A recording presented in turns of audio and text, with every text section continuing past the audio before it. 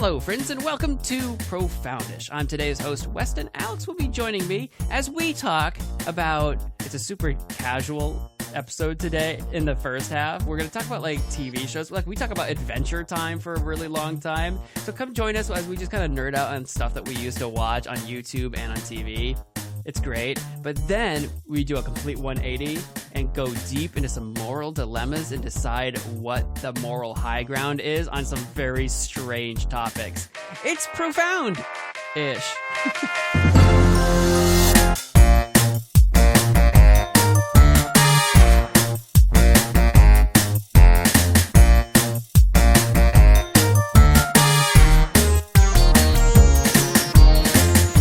When we do a live episode or one when we're together in person, I'm going to do a phantom clap with you just because I want you to do it. You know?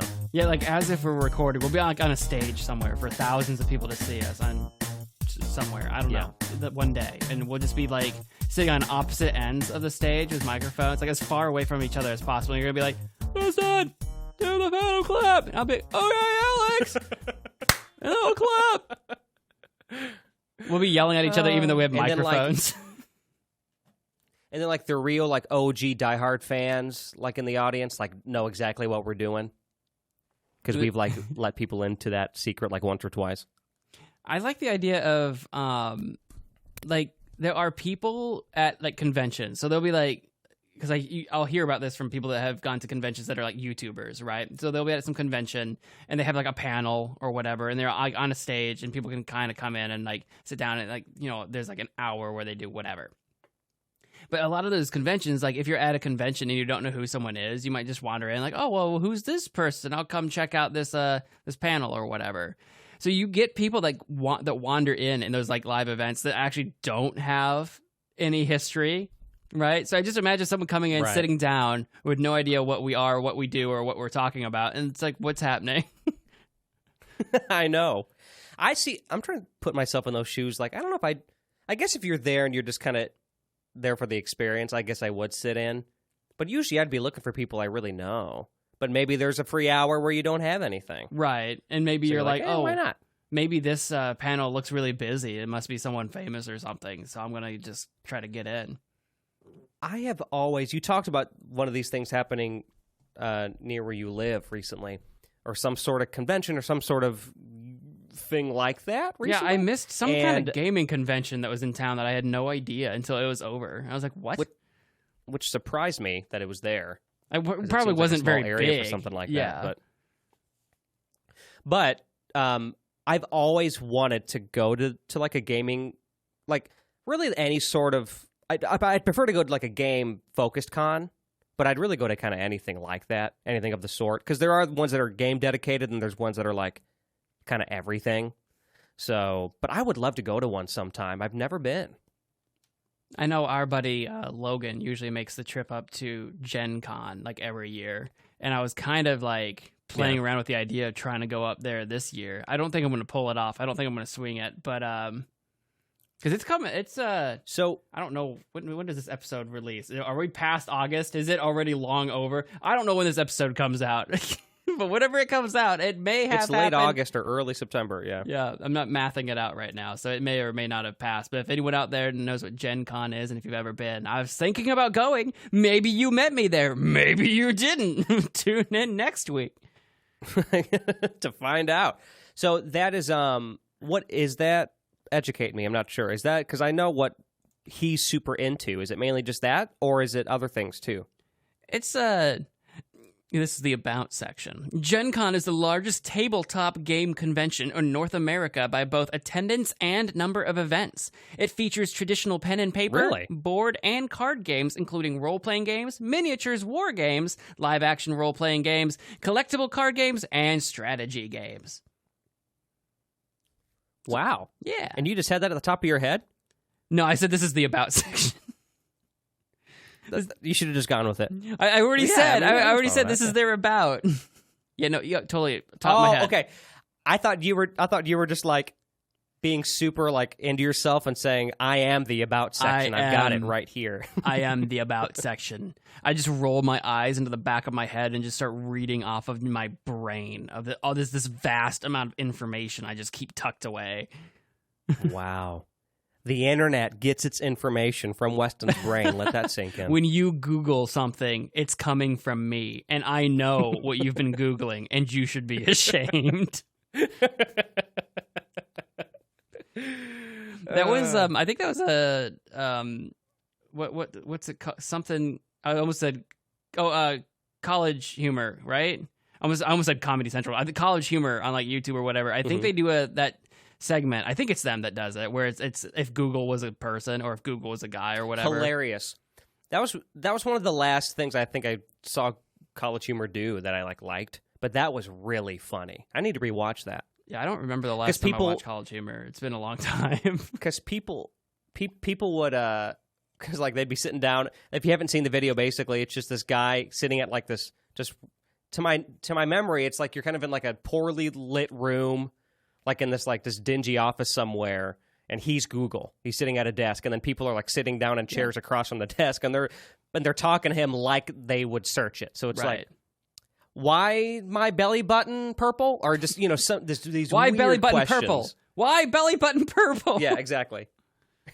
Yeah, one guy kept repeating it. It's like, it's not going to change the answer. Stop asking. Funny. Did you show me the Tetris video? I did by I think it was by College Humor classic. or whatever, the Tetris.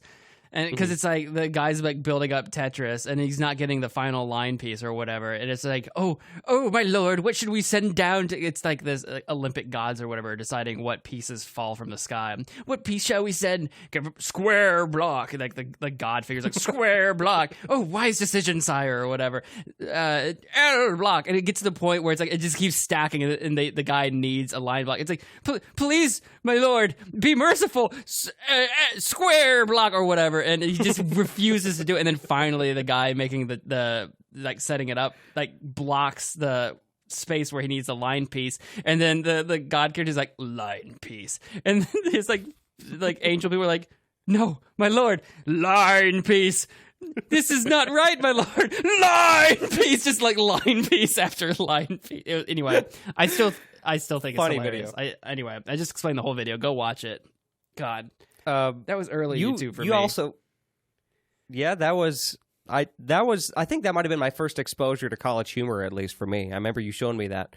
I remember also just recently, I don't know if we talked about this on the pod or if it was after one of our sessions, but Weston and I are both fans of Dog of Wisdom, and Dog of Wisdom 2 came out. Yeah. Kind of not that long ago. By the time this episode comes out, it's been like a couple months or something, I think. But right. But it's good. It's good. I need to rewatch it because I already kind of forgot. It's not like printed onto my brain like the original Dog of Wisdom is. So I need to get there. It's because like the original's like a minute long, so there's not like a lot to remember. It's like short, and then the second one is like it's of itself only like 2 minutes long. Like it's quick. I just like that they came up. It's double. It's double. It's the second one, and it's double, and it came out like whatever it was, like 8 years later or something. I don't remember. What is your wisdom? See, there's like a huge like response to it too, and like just looking at the views and the comments and stuff. And it's funny because I never knew that it didn't seem like it was that popular of a video, but it got a lot of traction, and I didn't realize it. I didn't think it. Now, I'm not trying to. I'm assuming like something like Charlie the Unicorn had way more views, but I'm just saying it seemed like I got a ton of feedback, and I just thought when we watched it, it was kind of like a pretty popular video, but not as popular as it actually was. Well, like, I don't know. It must have just had a cult following over time, and the fact that there was no other sequel. It was just a one-off video. So I guess people just didn't really talk about it. Like you mentioned, Charlie the Unicorn had a few videos, and it had, there was that spin-off series, Charlie the Unicron, which was like a scuffed version of like all the bad ideas he'd been sent to like make new videos or whatever. So like it had a whole thing around it. That's Film Cow makes those videos. And so he had a whole thing around that, and I feel like those videos had more of an impact because, people were getting more content. There's more stuff to it. Whereas the one Dog of Wisdom random 1 minute long video just didn't actually have the impact, but apparently a lot of people did see it and secretly treasured it. This is just my personal experience, but I remember that Charlie the Unicorn, this is back when it was still much more relevant on the internet, but that was the first time I remember talking to a female about a YouTube video. I thought you were going to just say a female. And I'm not saying that was the first time I'd spoken to a female. That was the first time I spoke to a female, all because of that video. No, but once again, I mean, I had more friends that were boys. I'm not saying that there's any real concrete something here, but I do remember, like, I'd always talk about YouTube, like, videos with the guys. And then I remember, like, there was a few gals that I would talk to, like, YouTube about, and they'd start the conversation, actually, and it would be about Charlie the Unicorn. I'm thinking, oh, I know that video, and then we'd, like, talk about it. And I don't know if that broke a lot of ground. That video did, I think. It brought people together. It just did.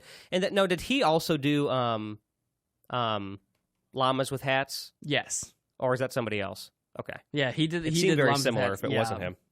He had that series as well, which that is a series that spirals after the like because he always intended it to be like 3 episodes, and he was like done with it. But like, there's like 12. You'll remember there's like 12 videos, and there's that many. Yes, and the only reason there's that many is because people kept pestering him. So he literally intentionally, I'm done with the series, but people keep begging, and I'm tired of it. I'm going to actually intentionally run it to the ground. So he pushed out 12 out of spite. You know what? In a way, I kind of respect that.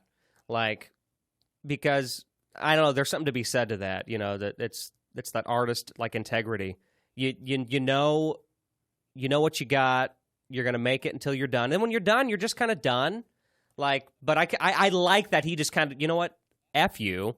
If you want these, I'll put my crap ideas together. Let's do it and see how you like it. That's probably why I didn't realize that there were that many episodes, because I probably ended up dipping out because they weren't as good anymore. Because, yeah, they started getting weird and, like, sad the further along you went. Wow. Because, like, you get to the point where basically it's a post-apocalypse, because the one llama, I don't remember their names, the one llama that, like, kills everybody, like, does it. He finally kills everybody. He brings about the apocalypse. Carl, that's his name. Yeah, so Carl. Like, to the point where Carl's friend, the other llama, this is a spoiler alert, everybody, if you want to watch the series, but I still recommend watching the first 3 videos because they're hilarious. But if you want to go beyond that, great. Eventually everyone's dead, and that includes Carl's llama friend. Everyone is dead. And so Carl's... Wow. Yeah. In fact, Carl, because Carl and the other llama have this, like... They like split up because Carl's like a psychopath and isn't a good friend. So the other llama finally leaves, and Carl's like, well, fine, I don't need you or whatever. He kind of does his own thing, and he makes like best friends with basically like this flesh mask of like a human he'd killed. It's really gross.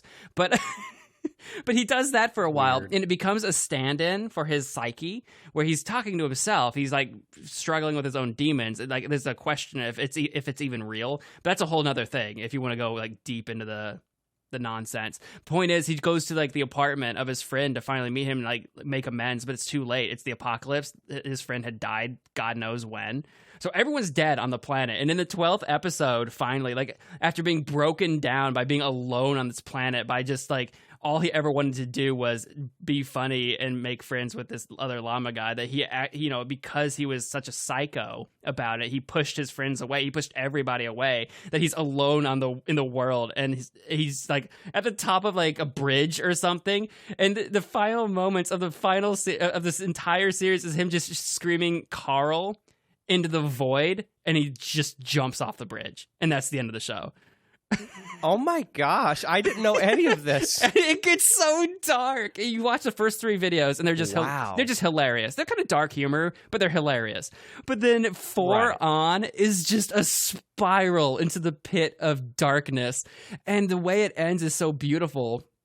People are obsessed with this series, or were back in the day, and it's so beautiful because there's a line early on in the series when when Carl has like sunk a cruise liner or whatever, and I don't remember what he says, but the other llama's like, there are people screaming, and Carl says something about like, oh yeah, screaming is the sound of forgiveness or something like that. So at the end, when he's screaming Carl out into the void, he's asking for forgiveness, and then he jumps off the bridge.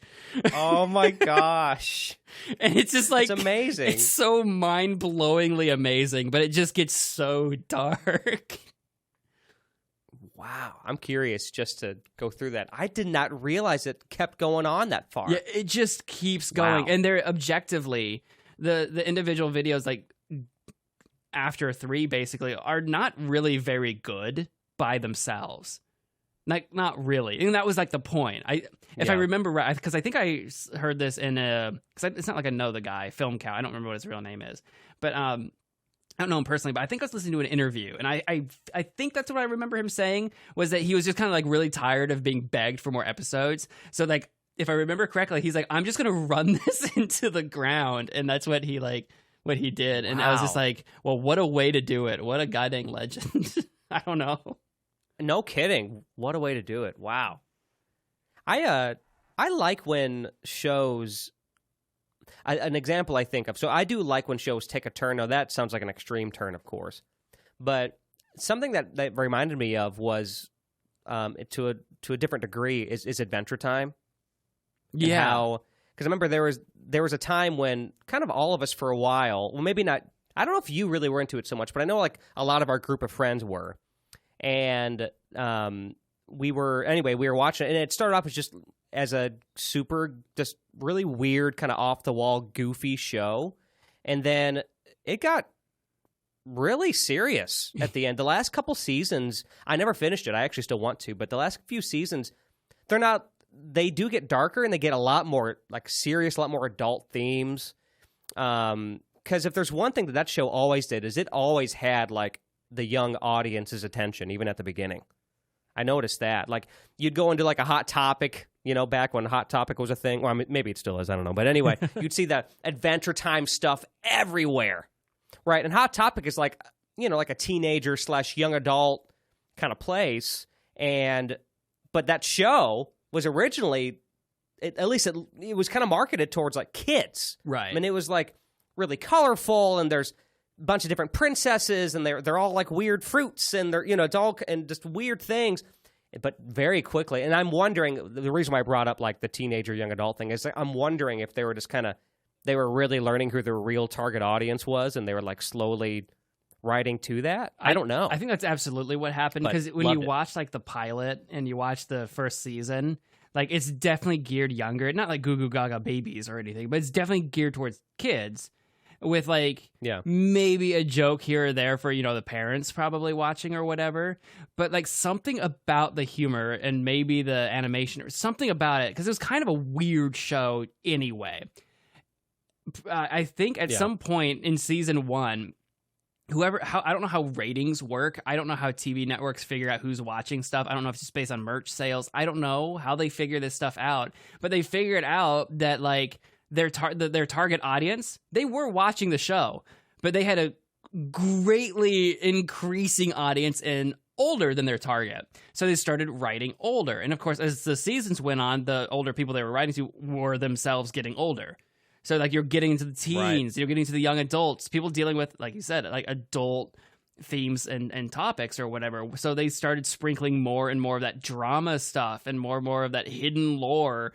I got really into Ice King. I forget what his real name is. It's Simon something. Oh, I love his story. I was starting to get just super into his story and how he's, like, connected to Marceline, and just I was, like, getting really into all this, like, history stuff, because when you're introduced to Ice King earlier on in the show, he's just a really goofy guy who's an evil wizard that wants to kidnap princesses, but, like, he's just kind of a goof or whatever. And then you find he's got this tragic story about how he got to who he is, and he's basically like an Alzheimer's patient, right? He doesn't remember jack about who he is or anything. Yeah, he's one of my, because of the depth in, like, he's one of my favorite cartoon characters, and for the same reason. And I remember, do you remember that? I got emotional, actually, the episode, the one where it really kind of breaks down. I mean, there's multiple episodes where it breaks down him and like Marceline's story, Yeah. and how they're connected. But the one in particular where the song, the Marceline, is it just you and me in the wreckage of the world? Yeah. There's like that whole I'm getting tingles that whole now. song. Is it just you and me in the wreckage of the world? And she's like, I guess she's reading something he was writing to her as he was slowly losing his mind, Right. or something like that. I think it's what that, but that Something was like a that. song. So good. Anyway, there's our other rec is Adventure Time. It's great. I think what hooked me was the humor at first, because I was getting into it when it was still new, and my sister, who was the real target age at that time, at least, she was into it, and I was like, whatever. And what hooked me, or not what hooked me, but what made me decide to watch it, this is so stupid, but I looked at the logo of the show, and it basically like rips off Zelda. Oh, yeah. It's like, you know what? It rips off Zelda. I love Zelda. I'm just going to watch it. Is it anything like Zelda? No. But then I watched it, and the first episode I saw, it was the one, I don't know if you remember this or not, this is early on, but it's the one where the Ice King comes over to Jake and Finn's first slumber party. Yeah, I remember that one. Not and so like, but I think he's spending the night to try and get like intel on Princess Bubblegum or something. I don't know. I don't remember But anyway, the details. But the moment that got me for some reason was that that's that weird zany humor. But it's the next morning, and like Jake and Finn are kind of like, I don't know if I'd like the Ice King being here, but he's like being okay. And then the next morning comes around, and they all wake up, and they're looking at Ice King, and he's like, I think I'm gonna go make some breakfast. And then they're like, oh, okay. Yeah, great. They're like surprised because, the Ice King's the Ice King. And he goes, yeah, I'm going to go put my foot in it. They just look at him. And then nothing happens for like 2 minutes. And then it cuts to the scene in the kitchen, and he's like cooking, and he's like slowly like just tapping his foot into the eggs like on the stove. He's like, I don't want to put in too much foot. It'll take away from the natural flavor of the omelet.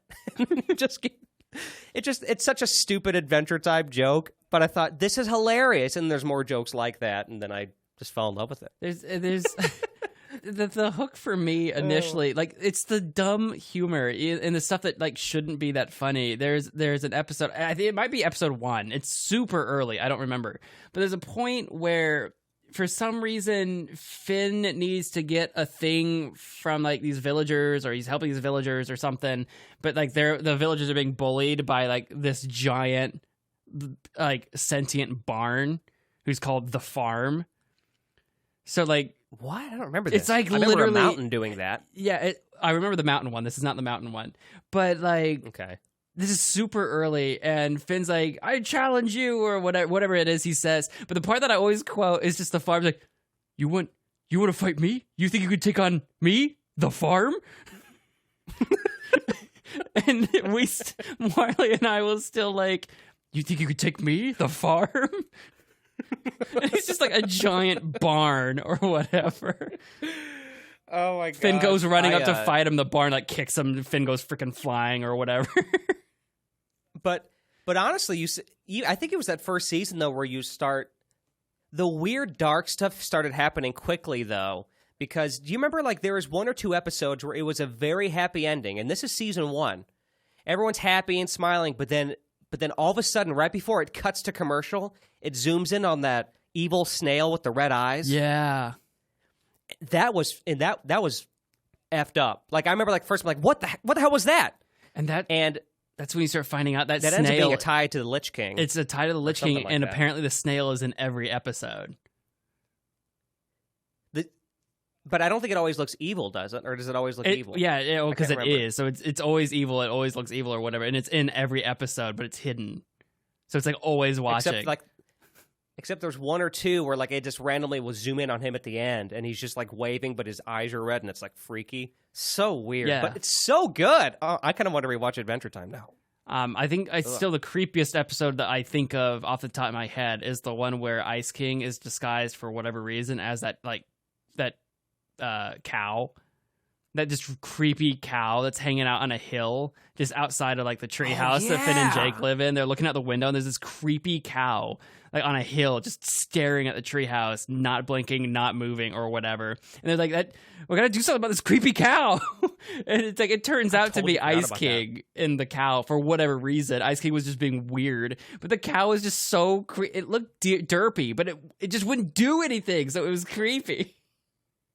I forgot about that. I remember that it had like a weird circular face. Yeah. Like a circular body. Yeah, I do remember that. I forgot that was the Ice King, I guess, but yeah, it's like a big reveal right at the end that like the whole time it was Ice King. And it's like, what? I remember watching that episode. I'm like, what is this show? I got to do one more reference. I'm sorry, I can't help it, but obviously everybody loves Gunther. And Gunther! He's got these like penguins laying around. And I can't remember what it is, but like Gunther's gassy. and the Ice King's pissed about it. And he's like, I can't be taking you around everywhere when you got a stank booty, Gunther. And then I might be mixing up episodes, but I know he tells him he's got a stank booty, and I think that's funny. But then he takes a shower because he feels icky. And then when he gets out of the shower, he takes penguins, and he just dries himself off with penguins, and then just throws them. They're just laying there. Wah, wah. It's just so stupid. Well, I hope people listening are Adventure Time fans, because that's what this ended up being. If they're not, I mean, they have heard enough to become one. You know what I mean? Absolutely. I'm actually kind of interested. Did you ever finish the show? I did not. I don't remember where I dipped out, because at some point I kind of stopped watching TV in general, so I didn't really have access to whatever network it was on. Cartoon Network, I think? ? Whoever they were on. Yeah. I wasn't watching TV anymore, so I missed all their later stuff. I kind of want to watch it through to see how it ends, because like you said, it gets a lot more deep towards the end or whatever, and I kind of want to see how some of the ends get tied up that I didn't get to see. I want to see that too, because I still don't know how it ends. Why don't we could make this the first show we do this with. Remember we talked about maybe watching through something and talking about it on the pod later. Yeah, we could do maybe Adventure Time check-ins. How do you stream it? What are they on? Can you just stream it straight from Cartoon Network or something? Is that a thing? I don't know. That's a good point. I have Netflix and I have Amazon. These are the things that I have. Let's see. These are the things that I have. And I am not willing to get anything else. Understood. Let's see where it's at. And I have YouTube Premium. It says it's for free. Okay. You might be able to just watch it straight from CartoonNetwork.com or whatever. That's what it says. I don't know if it's all seasons, though. I want to find that out. That could be the catch. If it is all seasons, that might be a fun thing to do. We can chat each season, each time we go through a season or something. Kind of like a book club, but for shows or something. Yeah, we could definitely do something like that. So we'll look into that. We'll have to find just dumb shows to watch, and the entire premise is that we have to figure out in what way is this show innately profound. That does fit our brand. Yes. We can really kind of dig deep, because I used to do that with you anyway. We were doing Profoundish kind of things, Weston and I, long before the show. I used to give I would send songs to Weston with weird lyrics that I knew that he probably didn't know, and then I'd have him analyze the lyrics just because I thought it was really funny to see what he would come up with. And that's a great example of you thinking on your toes. And sometimes you'd have some really interesting things to say about these stupid songs. So that's very Profoundish too. We've always been Profoundish. At least a little bit. We've always been profound-ish. At least a little. Just a little bit. Yeah, once you get ish. Not profound, just a little profound-ish. So, if you don't mind my asking, what was the topic supposed to be? Well, actually, I'm glad you mentioned that. Now that we're winding to the end of this segment, but today I thought, seeing as it's episode 51, which is technically our 52nd episode, which is our actual official, we've been doing this podcast for a year. I had a handful of... Wow. I know. Can you believe it? I don't. It is wild. So I had a handful of more or less like random topics that I was gonna just try to like bring out, like how do we start talking about a thing, and then like trying to like dig at it deep on like a deeper level to like kind of go in on it. And we were kind of doing that with these shows. Oh, okay. So like I wasn't gonna cut us off. We were like talking about, you know, Adventure Time and in the profound nature of llamas with hats, and so we were kind of doing that. Kinda. You kind of did that still, yeah. Still kind of the nature of it, yeah. You know? That's what we were doing. But I suppose with that in mind, before we move to the next segment, congratulations, you and me. We definitely deserve it for making it a year. Yeah. On this thing. I know we did. Last episode will be the 50th episode, or has been, by the time you hear this, has been the 50th episode. And so like that's our celebration episode, because 50 is a nice round number. But we did it. A year. It feels good for a lot of reasons. One, it's fun to finally have a real thing that you and I have made together. This will also be the final episode. Did we mention? But no, like it's nice because you and I have always collaborated, you know, for years. But it's cool to have our own thing and commit to it for a year. And then that's the other part I was going to say was it feels good to commit, and we have committed. That it just feels good. It feels like an accomplishment. Yeah. So I'm very proud. Yeah. I like this thing that we've made.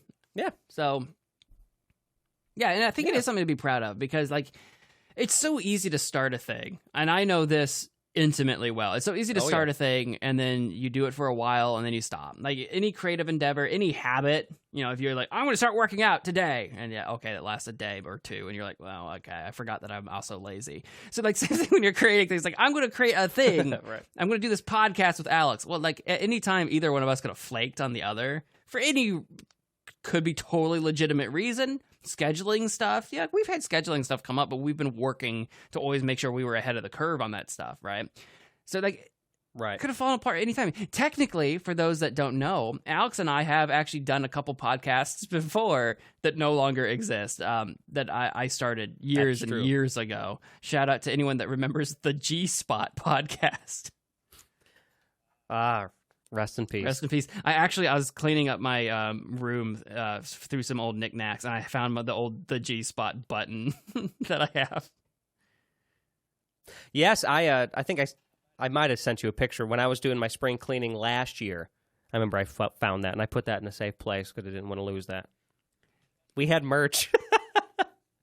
We at least did. Buttons. We had buttons. I just threw it up on my merch store, which actually, hilariously, that's we don't have, as of recording this, we don't have a merch store for Profoundish. So now that we've been doing this for a year, I think that's something to talk about. This is something that Alex and I will obviously talk about privately, but like I'm putting it out there publicly to see if there's any interest out there. Anyone curious about some Profoundish merch? If you got anything that you're like, oh, I would love a mug or a shirt, or I would something. Let us know what you have in mind. We may be incorporating some of these elements moving forward into our second year. So I'm saying that now without literally talking to Alex about this at all ahead of time. I'm saying it now. These things are coming. Well, throw it out there. Manifest it. Actually, I'm on the similar page. We'll talk about that. That just may be in our fairly near future. Yeah. So look forward to that. I don't know how near or how soon. Details, my friends. But look forward to it at some point. With that being said, I think it's time we move on to our second segment, because this is a 2-segmented show. Is it? Yeah. I mean, it has been for like a year. Damn. Come on, man. We do it. I didn't know chat that. for a while, and then we play like a weird kind of game. And in keeping in line with being profound, at least a little ish, we're gonna not necessarily debate, but for lack of a better word, we're gonna debate some moral quandaries. We're gonna have to determine in certain bizarre scenarios what the moral thing to do is. I'll explain on the other side of this ad break. Profoundish is brought to you in part by Magic Man Mo, a gaming YouTube channel run by me. We stream and we do variety Let's Plays. Check out a short stream compilation to see if it's something that you're going to be into. It's a lot of fun. I made it, so I know. That's Magic Man Mo on YouTube. Profoundish is brought to you in part by Alex Duquette Medleys. I make theme song medleys, which is where I take a bunch of theme songs and mash them up into one bite-sized song. From Nickelodeon to Adult Swim, I cover it all. So, if you want to take a fun nostalgic trip, search my name, Alex Duquette, on YouTube, or go to alexduquette.net. Welcome back, everybody, to the other end of the break. The other you side. survived. The other side. Welcome to the other side of the coin. We How were does on it heads, feel? now we're on tails. I thought we were on, like, the rigid edges of the coin, like it just happened to land on its edge. There's, like, it's funny, and I don't remember what the percentage is, because everyone thinks, like, oh, a coin flip is 50-50, but, like, mathematically speaking, it's not. Right. And but like the odds of it landing directly on its edge and not falling over are like astronomically small, but technically exists, like mathematically exists. And I love that it's like, it's 50-50-ish. Right, exactly, yeah. There's some like sort how of this movie is or profound-ish. there's some sort of movie or show where like somebody does a coin flip and like they can't make a decision and then let's just flip a coin, and they flip the coin and the coin lands on its side. Just like that. I can't remember what it is, but it was just like a funny little jab at them not being able. Dang it! Well, that's when you just kind of like pound the ground or something and see which way it falls. It's like it's gonna fall one way or the other. Right, exactly.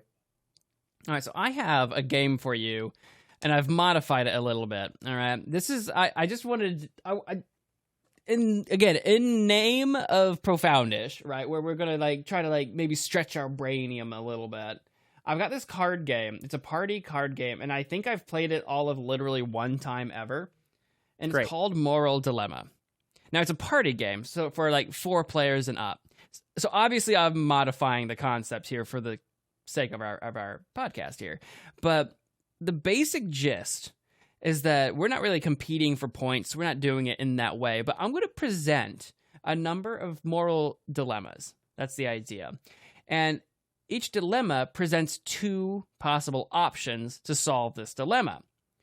And the idea is we're going to decide which one is the moral decision to make, right? Like the right thing to do. Not necessarily what we would do, but like what would like be the right thing to do. And then we can talk about what we do if we want to or whatever. How's that sound? That sounds great. Yeah. I love stuff like this. And I was just kind of like getting used to what the cards, because I haven't seen these cards in forever. I've played this game like one time ever. And I was like, so here's the first one. This one's kind of funny. And it's funny in another reason. There's a typo on the card. So I'm like, man, they really quality check this game. But anyway, this is the first moral dilemma for everyone to figure out what we're dealing with. An 80-year-old version of you has traveled back from the future. Your future self tells you that after years of searching, they ultimately realize that the only person that is for you is your present self. Like you're your own soulmate. Okay. Do you, A, start an intimate relationship with your geriatric future self? Or B, reject your future self and knowingly condemn yourself to a life of empty relationships and ultimately a broken heart? Oh my gosh, that's weird.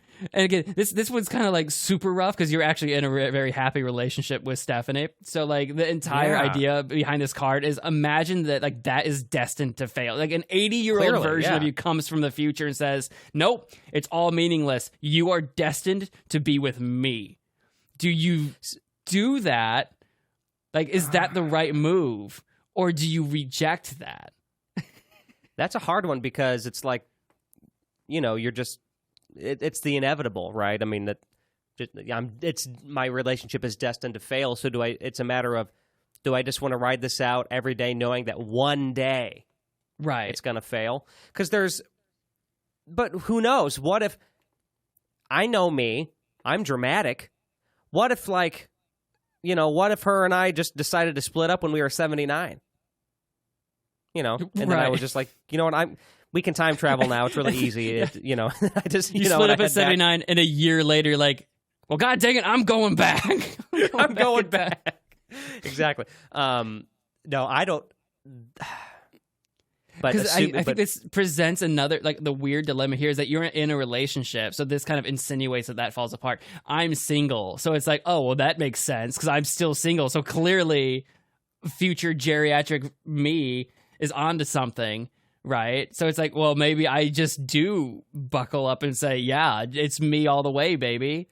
Well, I guess this is assuming that you can't, like, that it becomes like a weird time paradox thing if you let it. Right. I don't know if we're going to be doing that right now, but because you could, because now the future's changed because the future you came back to change your past, essentially. Right.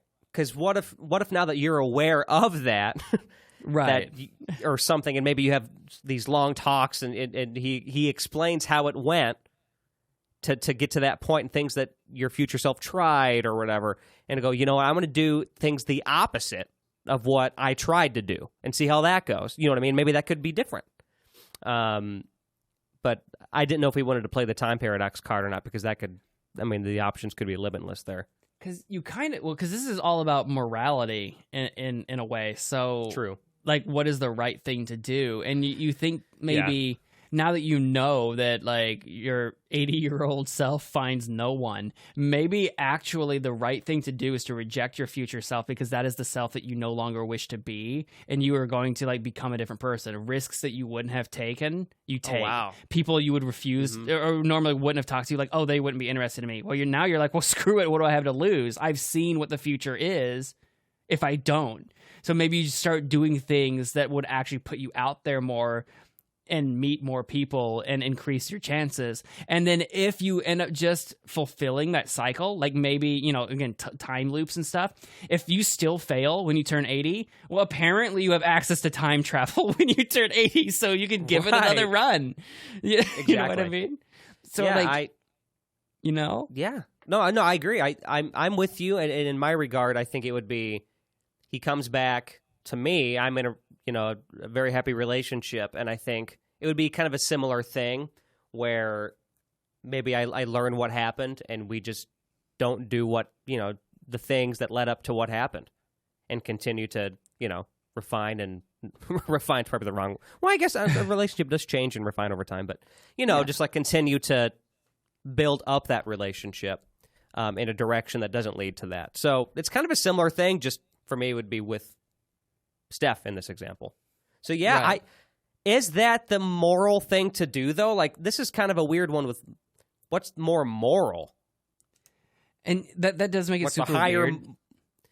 But like the whole start an intimate relationship with future you, at the end of the day, like, they're going to be a different person because they've had so many more experiences. They're a different person than you are, but it's also still you. So, like, in the weirdest way possible, you're still kind of lonely, right? It's just you again, right? Like, if the reason your future you went to the past is because they're lonely, because, you know, like, not, you know, your past you is your soulmate or whatever, right? At the end of the day, I feel like you. And maybe it's weird because it's like maybe you do gain something by being in that relationship, but it's the geriatric version of you. So like if I'm 30, if 80-year-old me comes to me and I'm 30 and he stays in the past and 80-year-old me dies in 10 years from now and I'm 40, well, I know I'm just lonely from 40 to 80 when I can go back to the past to meet me again for 10 years. Like that's like insanely sad, right? Right. So maybe the best thing to do, the moral thing, is to reject future me and say, you gave up too soon. Maybe you got to go back. You got to see this thing through. Meanwhile, I'm going to be like doing everything I can to put myself out there now or something. I don't know. I think the right thing to do is to reject. I'm with you. I 100% agree. That's a super weird one, but I love it. That was weird. What a way to start. Oh my God. So I'm just pulling these cards randomly from this deck. You are at a swingers party, and the person to your right has an STI. Okay. Do you A, tell everyone, perhaps in the form of a board game? I don't know why that's there. Or B, not tell anyone because they are ugly and unlikely to have sex anyways. Oh my God. So like basically what you're fighting out is that the person to your right, you know, has an STI, but they're also like horribly unattractive? Do you reveal to everyone that they have an STI, making them increasingly and additionally unattractive? Or do you keep it secret because you're like, well, they have no chance with anyone anyway? For me, it's pretty easy. For me too. So yeah, I mean, I do your part and let people know. You don't have to like say, hey everybody, this person has an STI. You don't have to do that. But yeah, get the word around, or tell everybody somehow. Yeah, 100%.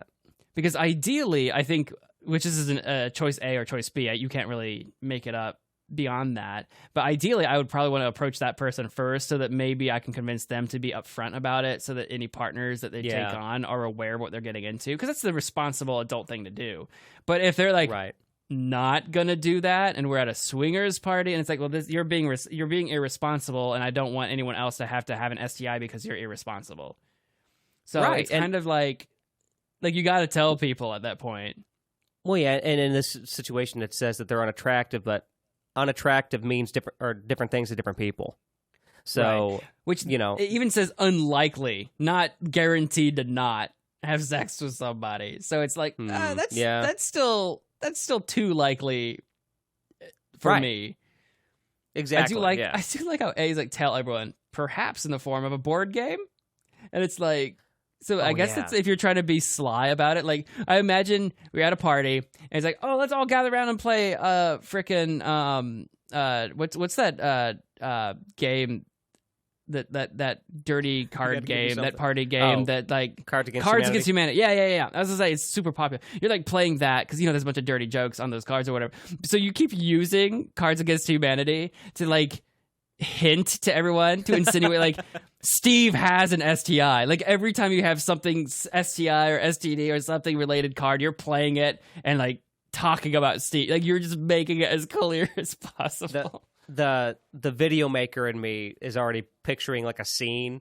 You know, like this is like a bit, and it's like you keep trying to give the hints and nobody's getting it, and I eventually I'm like, damn it. God, Steve has an STI, okay? And you just yell it at the table. Poor Steve. Finally reveal it, and Steve's like, dude. Right. You're like, you weren't going to tell anybody. Exactly. Yeah, that decision's pretty clear, I think, for us. Yeah. The world needs to know Steve has an STI. Sorry, Steve. Yep. Sorry, Steve. All right, this one has no pretext. It's just A or B. Do you, A, fight a charging bear to save foreign tourists on a popular hiking trail, or B, push a tourist down and run for your life? Wait. Push it. Is the moral thing to do, right? Do you, A, fight a charging bear to save foreign tourists on a popular hiking trail, or B, push a tourist down and run for your life? So they're both scenarios with the bear. The bear is in both. It confused me for a second. It's like, well, I'm just going to push a tourist and run? Like, what's the point? Do you push people for fun, or do you fight a bear? No. Well, if we're going moral, because once again, my decision, I'll say that. I mean, it is no doubt that I will lose to this bear if I have to go and fight it, right? So, like, the pushing, I guess, makes more sense if that's the only choice I can do, like push them out of the way sort of thing. Because this is between A and B. Because obviously, like, if you could invent your own, you'd be like, oh, I wouldn't push a tourist, I would just run. But that's not an option, right? So if you're going to run, you have to be the dick that, like, pushes someone down. And I think the insinuation there is that, like, the bear's probably going to maul the poor tourist that you push down. I'm glad you told it to me that way, because I was thinking I was pushing them out of the way. No, you push them down. That's horrible. Push a tourist down and run for your life. Which like to get yourself ahead or something. Yeah, you're probably going to save yourself, or at least have a better chance of saving yourself than A, which is fighting a charging bear. Okay, now this is making more sense to make a decision, because at first I'm thinking, I mean, I'll just push them out of the way and run. That's the best case scenario for both people. But I see what you mean. Not away, push down. So, like, I know between the two, I would rather, like, not fight a charging bear. But like if you have to make the argument like, well, if the only way to run away is I have to push someone down, like that's like a horrible scenario where I feel like terrible. between the two, I would hope that I wouldn't be like horrible enough to push someone down, but I don't want to fight a charging bear. You know what I mean? Yeah. No, listen, I would say probably if the, yes. I think in that exact moment I'd like to think the same thing, but probably I would want to get away from that bear. I have my life, my family, my blah blah blah. The thing is that if this were a more real scenario, maybe I wouldn't try and fight somebody, but I also wouldn't push somebody down either. Like that's where it just gets so difficult. Right. And that's where the question of morality kind of comes up, because you think the obvious moral thing here is to say, well, clearly you have to fight the charging bear because pushing someone down and probably dooming them to their fate is immoral. But now if you say A is the moral thing to do, you're saying that anyone who doesn't want to fight a charging bear to save people, you know what I mean? Is like not choosing the moral option. I guess between these two, it's one of those weird things where it's like, well, you wouldn't want to ask someone to have to be the person that fights the bear. Like these other tourists apparently aren't fighting the bear. Why does it have to be me? You know what I mean? Right, exactly. I do think that between the two, I'm still leaning like I guess the moral thing is A, be the hero, rather than B, be the villain. If you're talking about morality, right? Right. Yeah, I guess it just, I don't know. I think, just from the outside looking in, that is probably the more moral thing. But personally, I mean, between those two, I guess I'm more the villain. Like, I don't know, we're doomed. Like, we're doomed the first way. That bear's going to attack me, and who knows? If it knocks me out quick enough, it can still catch you, tourist.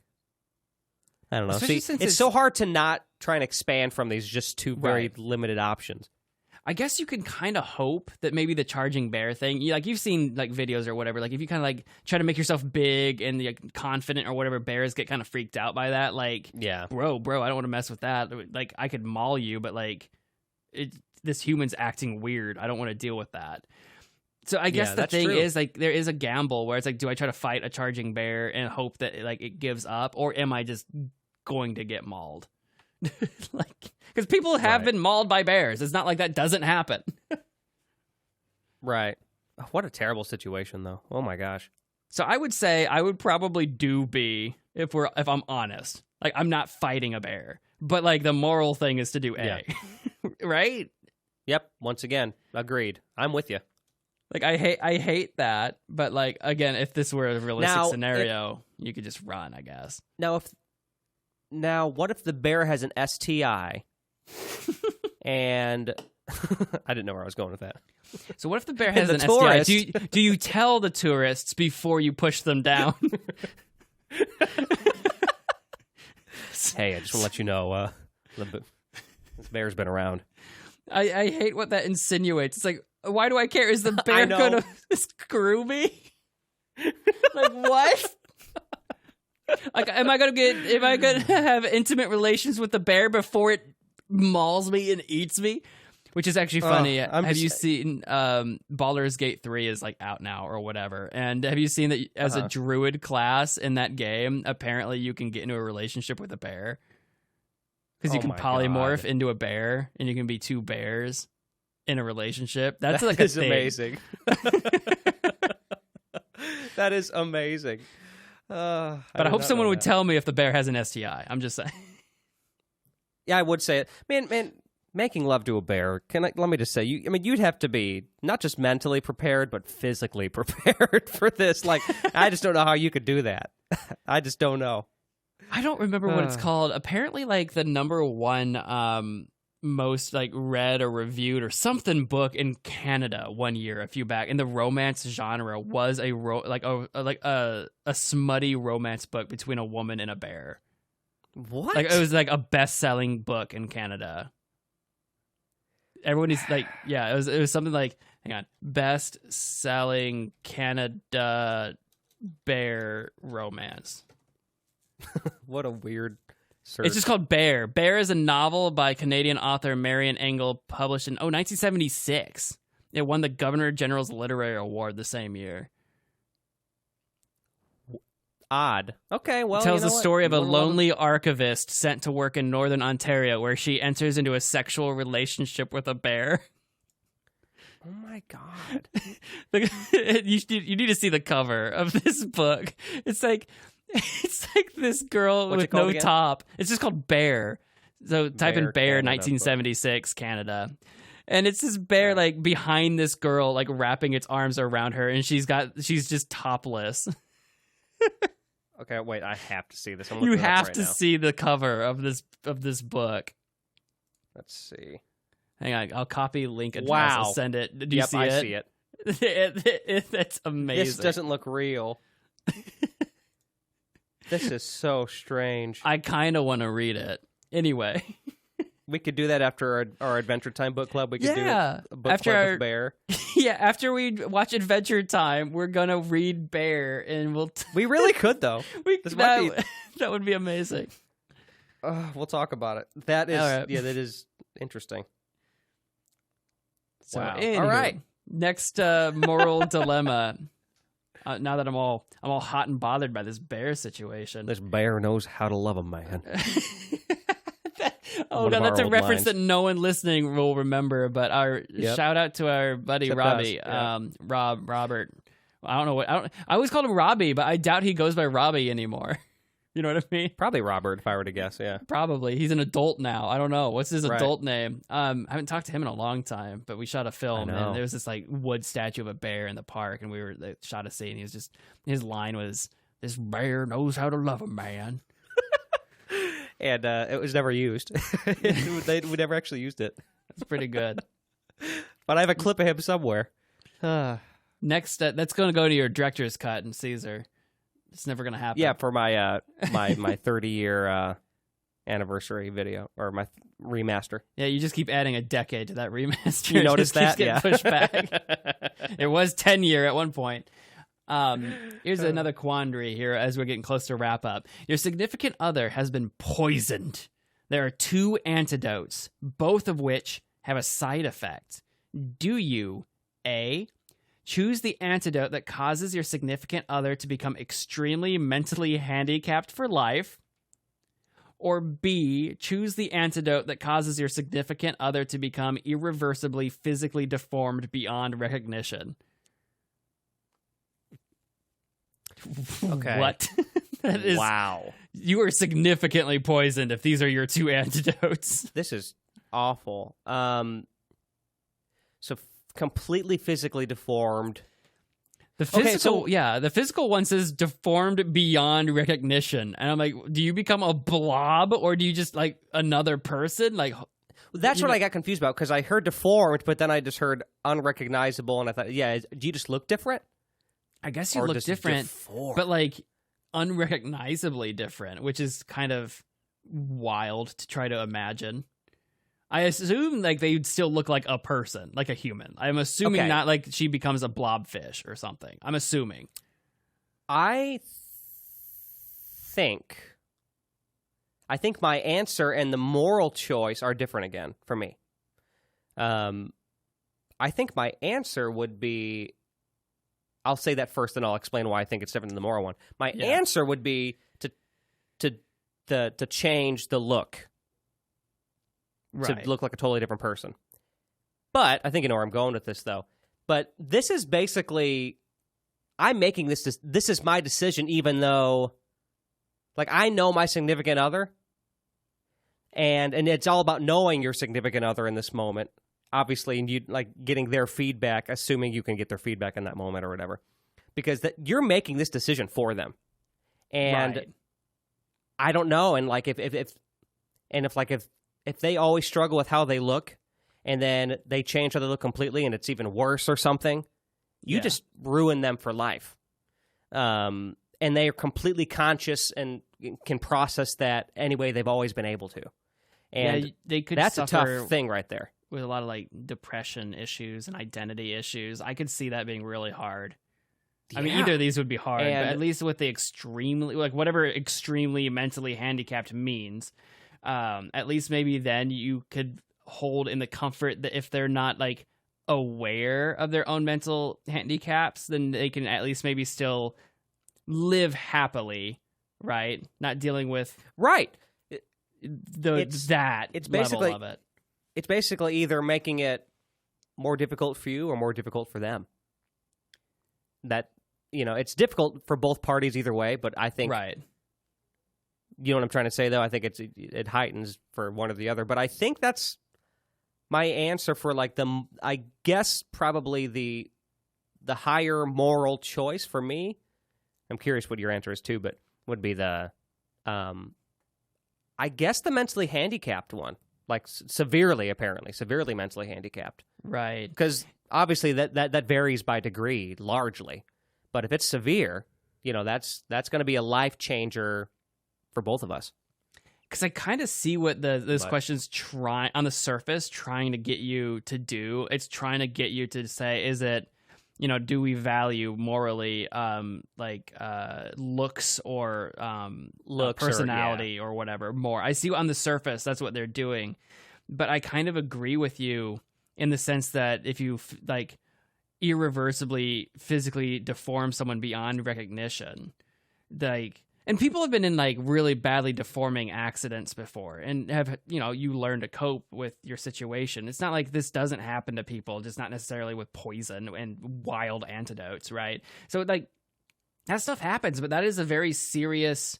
I feel like if you do the physical deformation in a different way, you're not maybe mentally handicapping them, but you're probably also delivering a some kind of disabling mental health, in some way. Yeah. Well, I wanted to bring this up.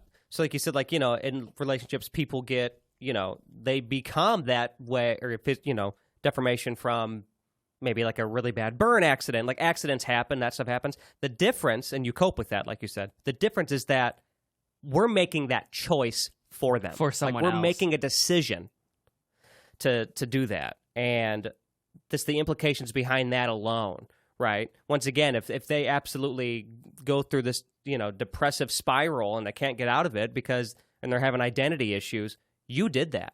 And then you already said before, if you pick the other route, especially if it's severe, I'm assuming that, they're not going to be able to probably really process and go through those same emotions that would tear them apart, because they just can't. I mean, I don't know how that all works, but if it's severe, I doubt they'll be able to really process that the same way. Which also, and just to throw a wrench in that, maybe just because you can't process it fully, maybe you end up getting to the point where you kind of start to get it because you're so handicapped, you can't fully process it, so it becomes a point of aggravation and frustration. So that could be bad too. Yeah, yeah. And because I'm gonna throw another wrench in the system here, because I'm kind of with you. I like your explanation, and I'm leaning towards the moral move is to say with the extreme mental handicap. However, then I started thinking about it. What if I was the significant other? Again, you're making the decision for your significant other. If I was the significant other, I'm the poisoned one. I'm the one that has to take the antidote. Which one would I rather have if I was the victim? And I don't want to lose my mind. I would rather be horribly physically disfigured beyond recognition and just have to deal with that. It won't be pleasant, it won't be fun, but I'm a poison victim, so this isn't fun either way. So I'm just thinking, if it were me, and not everyone has to agree with me, obviously, everyone can kind of have their own opinion on this, but if it were me, I would rather take the physical deformation than I would the mental one, because at least with the mental one, I can, at least with the physical one, I can still have my mind, I can still think, I can still, in my mind, know who I was, who I am, I can still process, I can still communicate.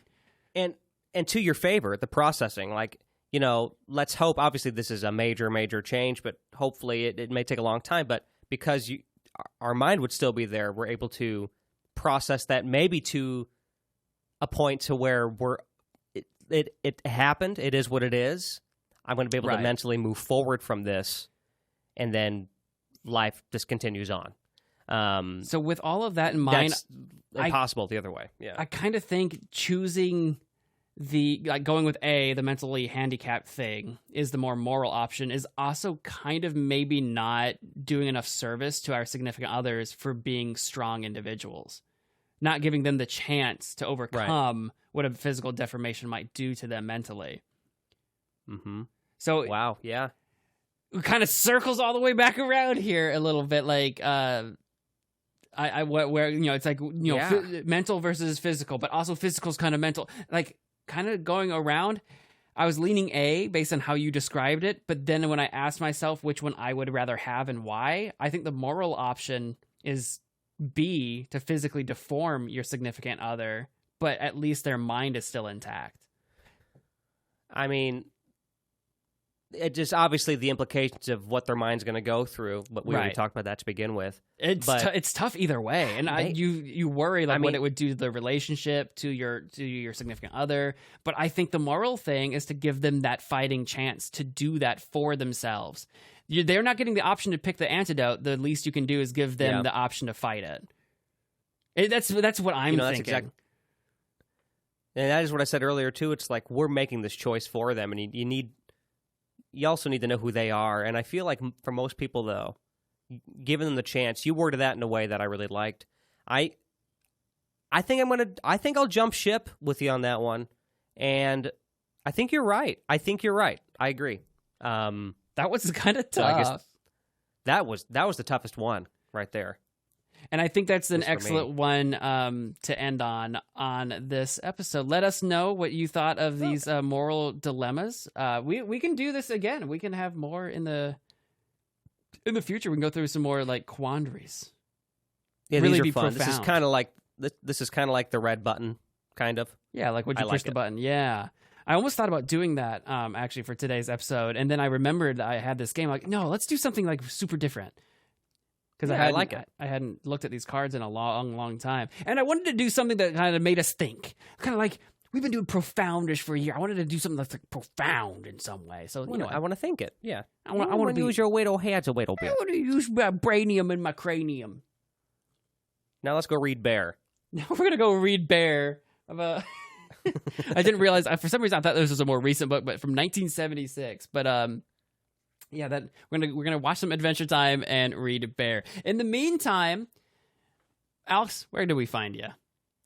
You can find me at alexduquette.net. I do a lot of music stuff. I have original music. I also have a YouTube series where I just do YouTube videos where I make medleys of various theme songs. So check that out. Also, you know what? While you're there, you can head over to the podcast tab and listen to 2 podcasts. You can listen to Profoundish. It's actually right there. You can listen to it. And then you can also listen to the Two Piece Podcast, where Steph and I, the significant other that I have to either completely have deformed or have her brain taken away, her and I compare and contrast our top 5s on a variety of topics. They're always very different. And sometimes we learn a little bit about stuff along the way, too. It's a lot of fun. So check that out. Sorry, Weston, I had to give the other podcast plug. I do it semi-frequently on the show myself, for sure. Go listen to it. That's true. Yeah. Why don't you tell people about your pod? I have an episode out, at least one by the time this comes out, if not several more, hopefully. I recently recorded, because I've been on hiatus. I recently recorded the other night. So, yeah, I've got a podcast called A Hasty Podcast. It goes on, like, frequent hiatuses. So, like, give it a follow on Spotify or YouTube, the same places that you find Profoundish.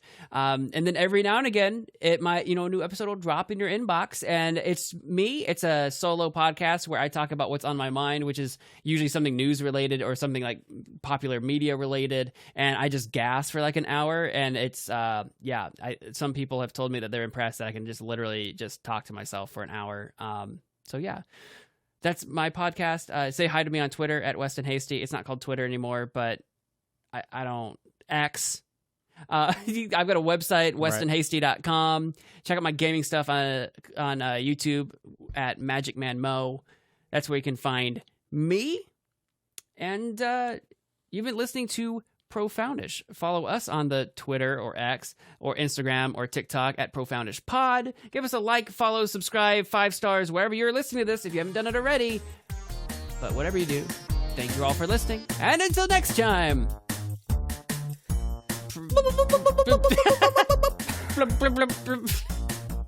I had to throw you off there. I gotta match your energy somehow. I like that. The A little fumbly, but I like it. What's the SpongeBob battle cry? It's like a. Or is that the one. ladle? That's Patrick. Ladle.